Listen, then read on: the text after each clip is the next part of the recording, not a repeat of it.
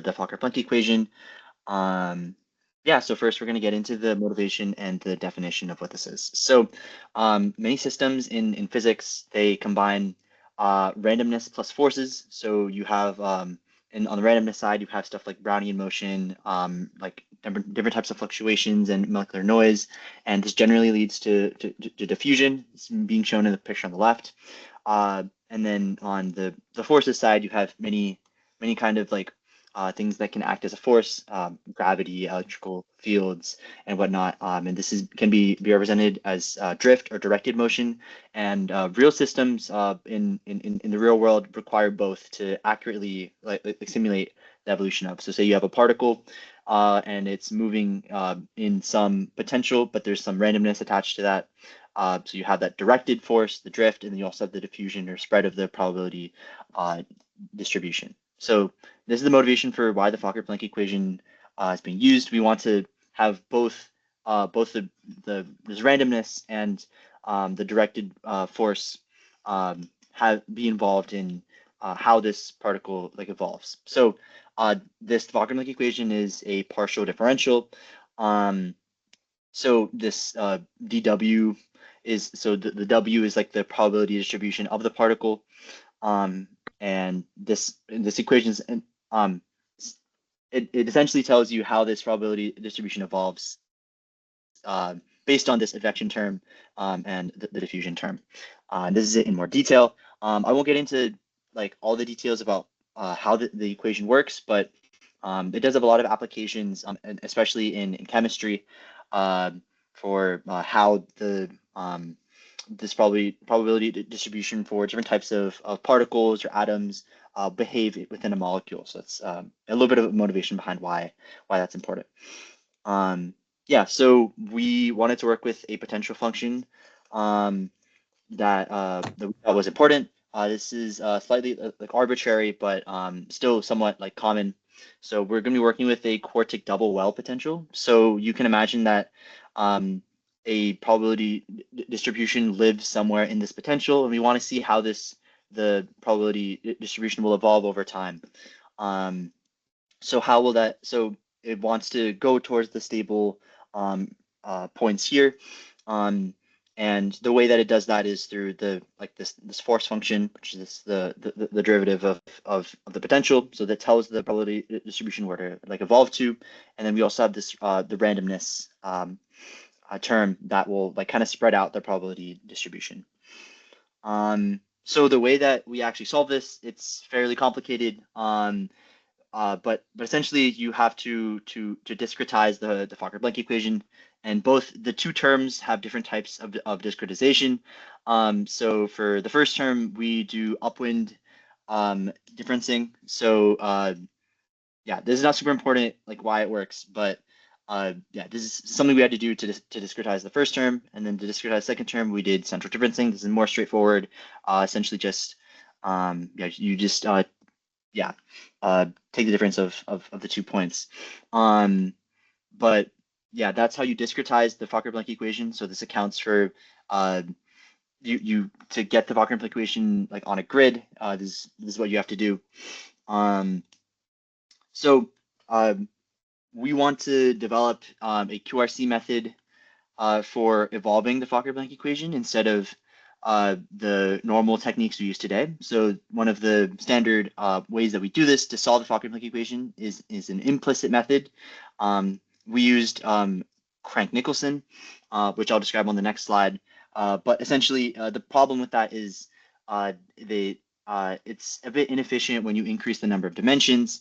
So in our experiment, we wanted to look at basically we take the data using the CN method, and then we see if the QRC can replicate that same data based on the first like 50% of the evolution, and then that's our training set, and our testing set is the second half of the data set. So here, I guess we're showing the implicit method and why it's kind of the standard.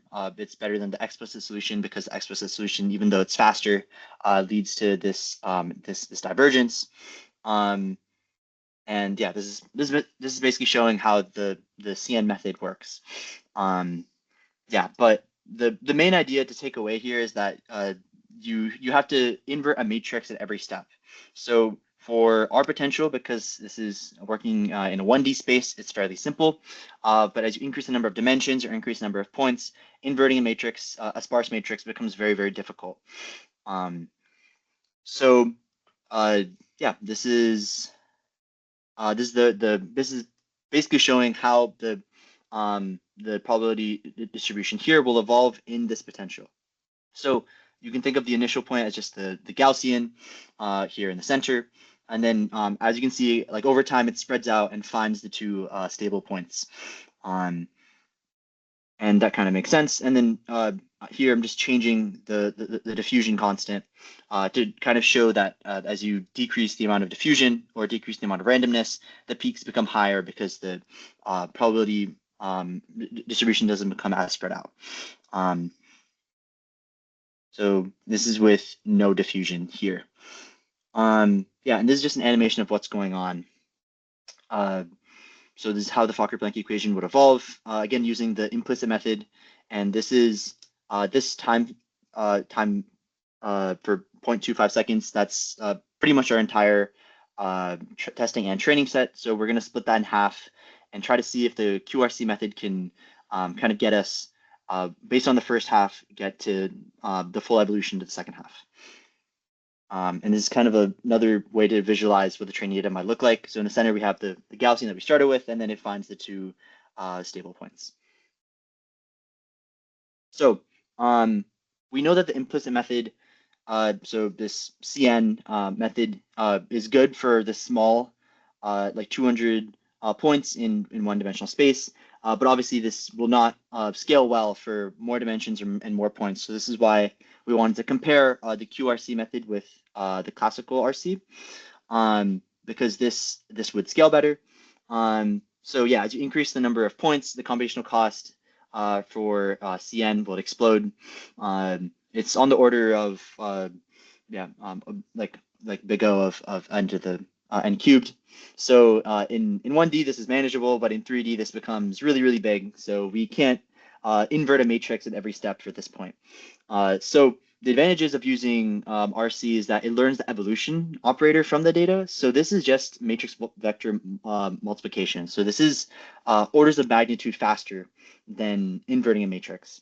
And the advantage here when compared to normal neural networks is that you're only training the final output layer using linear regression, unlike neural networks which use backpropagation. So that training takes a while. So that's why we wanted to go with using RC. And we're going to use the classical RC and compare against the quantum RC and see which one, because we know both of them scale better than the usual technique, but we want to see, so between the classical and quantum, like which might be better. So for the baseline architecture that we're going to compare against the quantum one, this is kind of what we did. So again, the same grid data points. And yeah, we had 51 total or 50 steps. So the 50 time steps was split amongst the 0.25 seconds in the animation you saw earlier. So we have the washout steps, and then the training steps, and then the last 20 steps are just a test.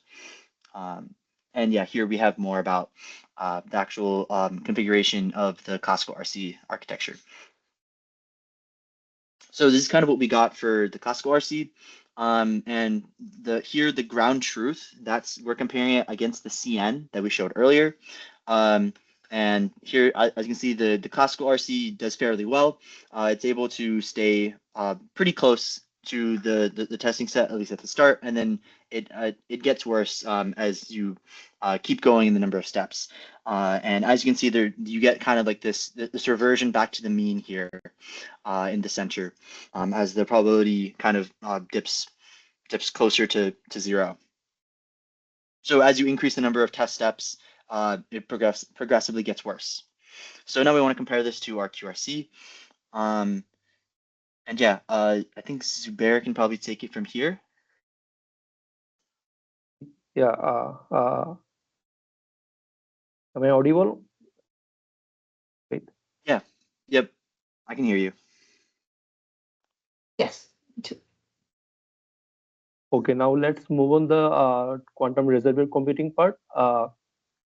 So first, let me start by explaining why basically we need this approach. So remember the Crank-Nicholson method that Advait was talking about.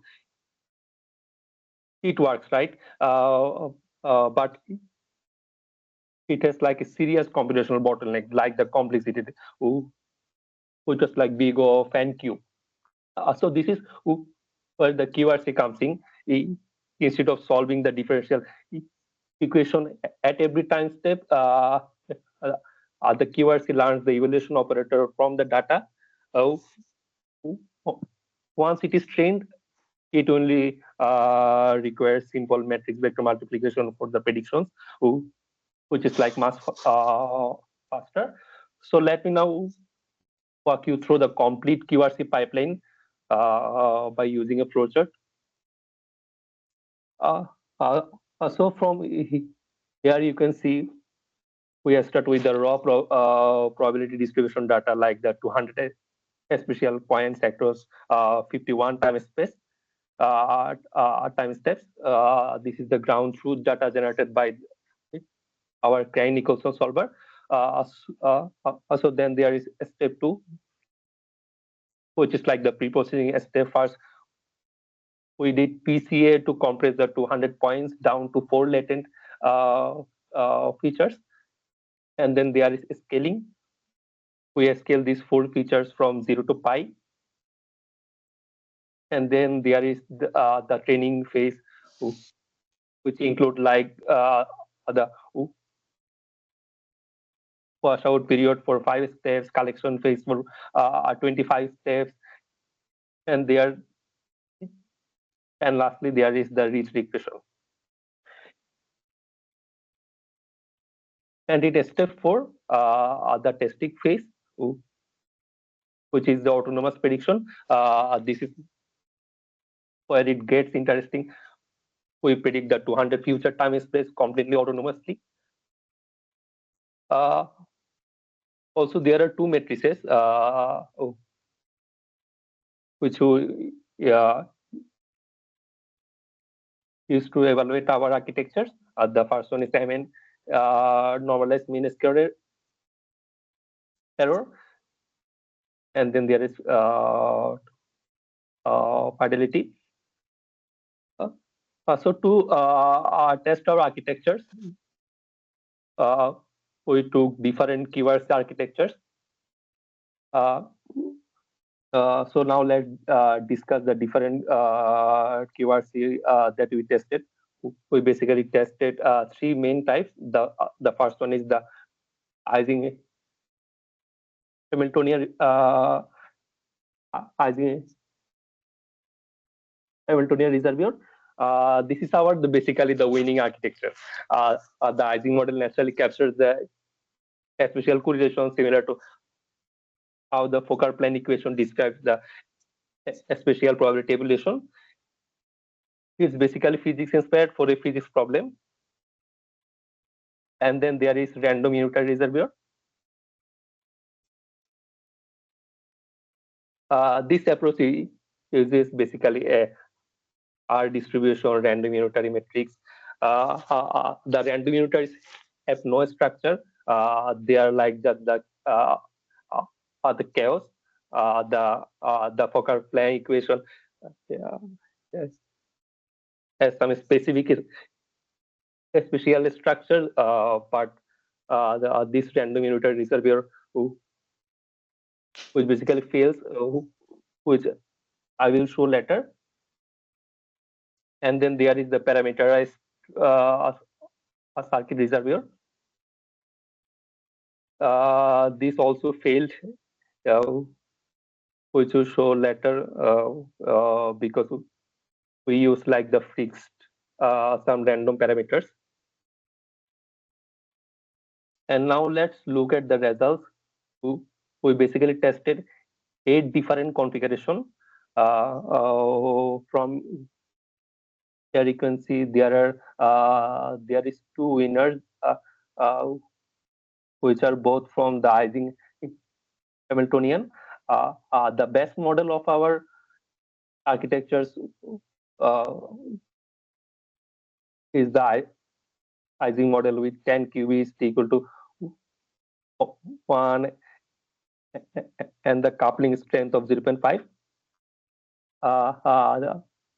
This gives the MMSE value of 0.0826, fidelity of 0.96, and it took training time like for 92 seconds. You've been over 15 minutes now, so we should start wrapping it up. Thank you. Yeah, we're gonna really quickly finish the last parts. Okay. Yeah, so we did a few other types of experiments. We looked at the different types of observables. So we tried to observe just X, just Z. We ended up just using just XZ instead of using all three. This resulted in the least amount of features with the most amount, the biggest gains in fidelity. And then here we wanted to look at how many features are needed. So in this case, for the PCA part, so the very first step, we converged it down to 4, but we tested a few other like PCA values. 4 ended up being like about the best. And then here we wanted to look at the quantum advantage scale for the Hilbert space. So for a different type of architecture, we saw that 5 qubits was the best, but for the winning the architecture, we did see that what was actually better than this was 10 qubits with the Ising Hamiltonian. Yeah, here we're again showing the measurement, whether doing like XZ or X, Y, and Z would be the best, and here we landed on XZ being the best.